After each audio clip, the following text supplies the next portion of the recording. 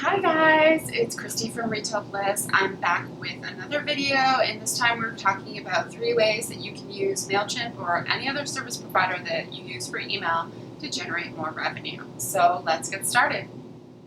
So firstly, I think we need to chat about why email is important as a marketing channel. A lot of you may be using social media to generate sales for your business, or you're trying to build an audience. But email marketing is one of my favorite channels for promotion and connecting with customers in general. And one of the reasons why that is because it's an owned channel. So we actually own the data on that channel. We own those email addresses. We own the permission to be in that person's inbox.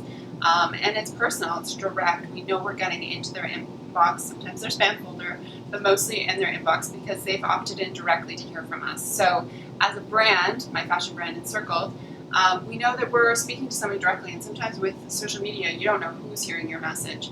So I find it a lot easier actually to write newsletter content than it is to write social media content.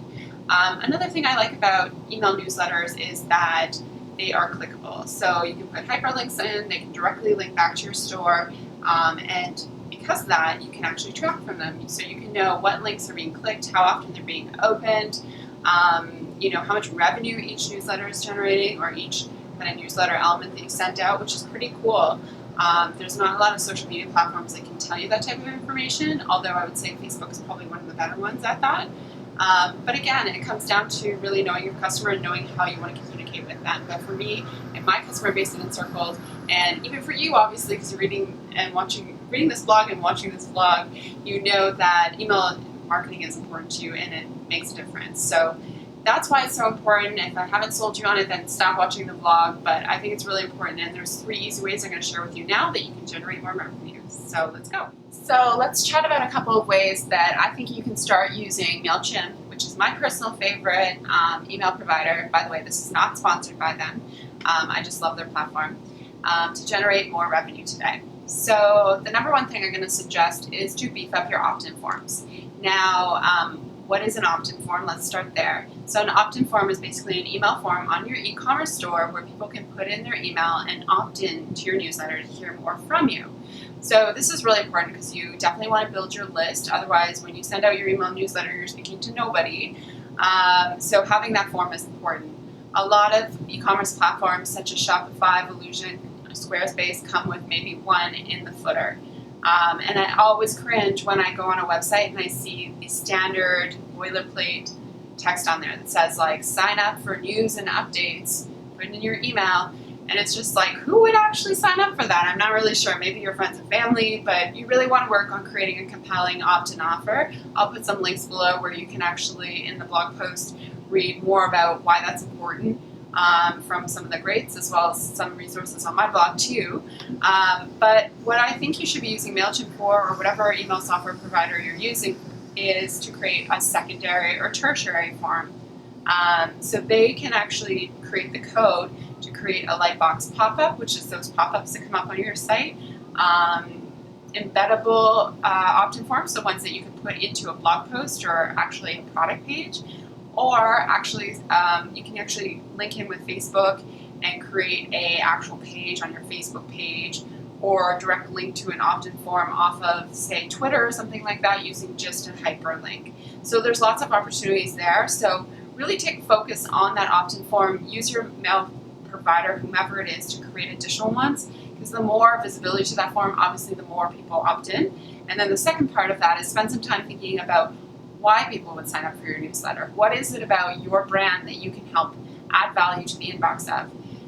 Getting promotions every day from a brand is tiring, and I know that there's some big brands that do that, but I think as small businesses, we have an opportunity to create content that is really interesting and engaging to our customers. So take time to spend thinking about what you could do there and what your value proposition is, and make it happen. So the second thing I'm going to recommend, and this is going to come as a no-brainer, but it's actually surprising how many people don't do this, but build a regular newsletter content schedule. So pause this video, get out a Google Sheet, and map out the next 4 weeks, and write down what you're going to write about in each of your newsletters. Now, it's all too often I hear from some of my clients that they don't want to send newsletters because they don't want to bug people. But you know what? People opted in to hear from you, and more than likely they want to hear from you.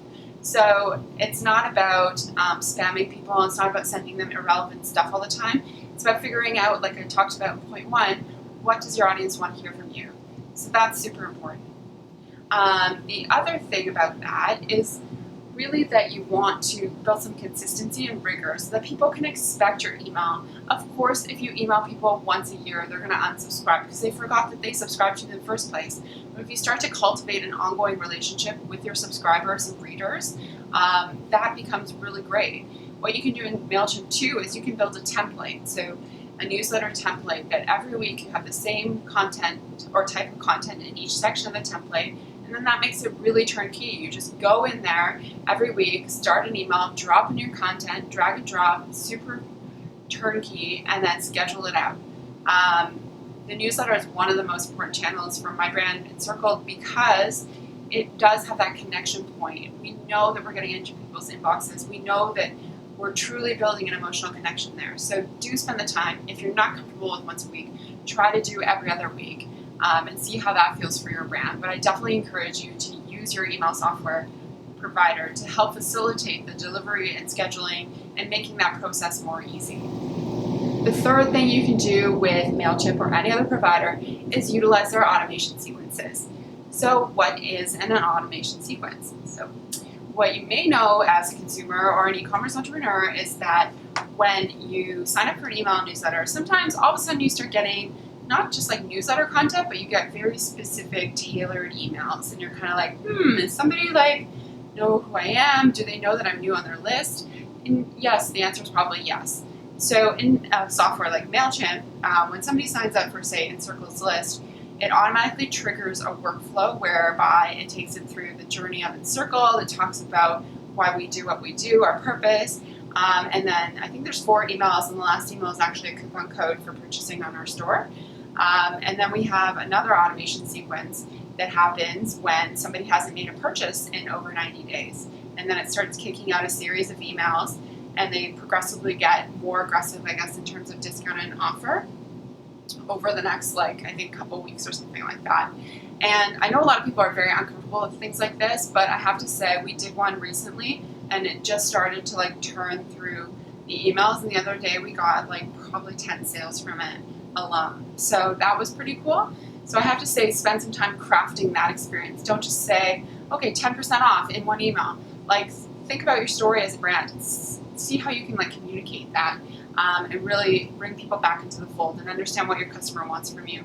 But those are 2 great ways. Upfront, you're going to spend some time on them, planning the segments that you're going to actually send them to, setting that up logistically, and then obviously doing the content. But at the end of the day, this is something you put on autopilot and you rarely have to change it. So it can generate passive income for you, which as a product-based entrepreneur, I know you know is the best thing ever. So spend some time looking at automation. Mailchimp is super easy to use, so that's why I love them, because it's so easy. But anyways, so those are my 3 tips, and that's 3 ways that I think instantly, by doing all those 3 things in the next, let's say 60 to 90 days, you can probably at least increase your revenue about 25%. A lot of what it is when I see and meet with clients is there's no consistency. So getting consistency of action and then measuring that action to see if it's effective, adjusting, and then keep going. And with that consistent action, it's really the secret to success as an entrepreneur. Silver bullet where somebody's going to come in and say, wave a wand and make you $1 million. You have to do the work. So spend the time thinking about how you can improve your email marketing, and I wish you the best of luck with it. Have a wonderful day, and I'll talk to you guys soon. Take care.